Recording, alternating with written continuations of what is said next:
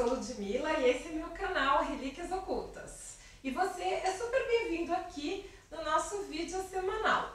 Aproveitando para falar para vocês que eu não vou mais postar de domingo, vou postar os vídeos durante essa semana, tá bom? Pessoal, hoje eu vou fazer uma pergunta. Você costuma checar as fontes do seu conhecimento, dos lugares onde você busca conhecimento?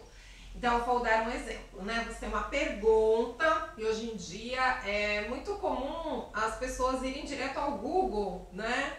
Para resolverem a sua pergunta. Se você vai ao Google, você tem o cuidado de verificar se no final lá da postagem daquele site tem uma bibliografia? E se você olha a bibliografia, você vai olhar, confere aqueles livros, quem são aqueles autores, você vê se tem críticas a esses autores, olha, ano de publicação. Se você vai à biblioteca, você faz a mesma coisa? Olha a bibliografia no final do livro, lê um pouco sobre a vida desse autor? Eu estou perguntando isso porque eu faço, eu tenho esse cuidado.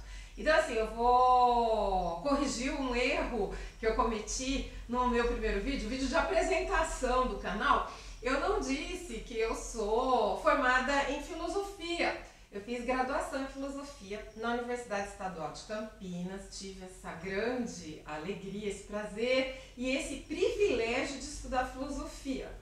Aprendi muito estudando filosofia e dentre as coisas úteis e fantásticas que eu aprendi com os meus professores, está isso, né? O rigor com a fonte, o rigor com o texto. Então, quem é esse autor?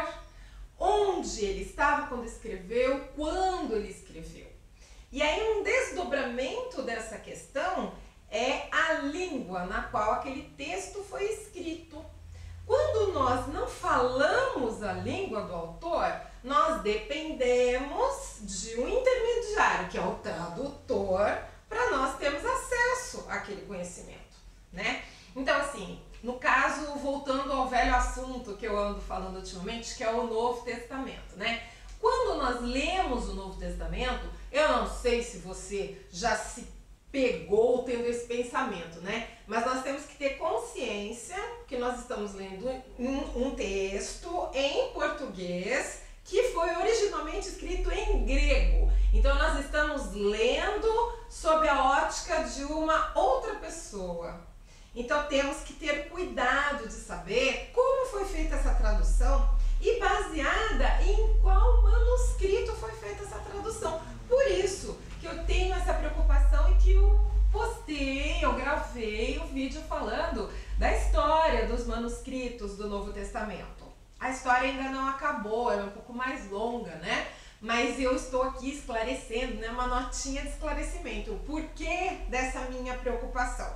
Então assim, no caso, eu sugeri a vocês a leitura da tradução feita pelo professor Frederico Lourenço, que é um especialista, né? Então ele trabalha, professor de grego, trabalha com isso e fez uma tradução isenta, né? Ele se atém lá às questões gramaticais, ao vocabulário, aos usos e significados daquela palavra na época, aos vários significados que essa palavra possa ter, faz uma análise das circunstâncias ali, do contexto, tem o cuidado de contar a história, ele conta a história do manuscrito do Novo Testamento para justificar para nós a sua escolha, né, a escolha da edição crítica, que ele tem como base para fazer a sua própria tradução. Tem as introduções a cada um dos livros, as explicações, as notas explicativas, né? E ao longo do texto, cheio, ele enche o texto com as notas de rodapé, com as suas considerações e as suas explicações. Então, eu gravei esse vídeo hoje para explicar, né? Tem algumas pessoas que às vezes ficam se perguntando, né? Nossa, mas para que ficar falando tanto da história desses manuscritos? Bom, eu sempre quis, né, como eu falei no vídeo, eu queria ver, né, um manuscrito do Novo Testamento. Eu achava que existia o tal do manuscrito autógrafo. como eu expliquei, não existe, né, no caso do Novo Testamento, manuscrito autógrafo. Mas eu sempre gostei dessa história do manuscrito, né? Nossa, eu ficava pensando, será que não tem um manuscrito autógrafo de próprio punho de Platão, por exemplo, né? Ou de Aristóteles? Então, eu me interesso e, como eu disse, né, abri esse canal para compartilhar com vocês os meus interesses e os frutos das minhas pesquisas. Mas acho importante também eu explicar por que a história dos manuscritos. Então, assim, se você, né, se interessa, se você tem uma religião, se você é católico ou batista, presbiteriano, se você não é, mas se interessa pelo assunto, e o cristianismo é a nossa tradição, né, judaico-cristã, nós nascemos nessa tradição, então ela permeia toda a história do mundo ocidental. É importante a gente saber, pelo menos mais ou menos, as origens ali da Bíblia, né, do Antigo Testamento, que não é o nosso assunto no momento, mas no caso o cristianismo, né, principalmente e basicamente o Novo Testamento. Então é isso que eu queria falar para vocês hoje, tá? Sugerindo que você pegue uma tradução, no caso a que eu sugiro, né, a que eu aconselho, a do Frederico Lourenço, mas existem outras ótimas traduções também. O que eu queria deixar para hoje é que você vá olhar quem é esse tradutor, qual é a história dessa tradução, quais são as explicações e as vantagens que ela te oferece.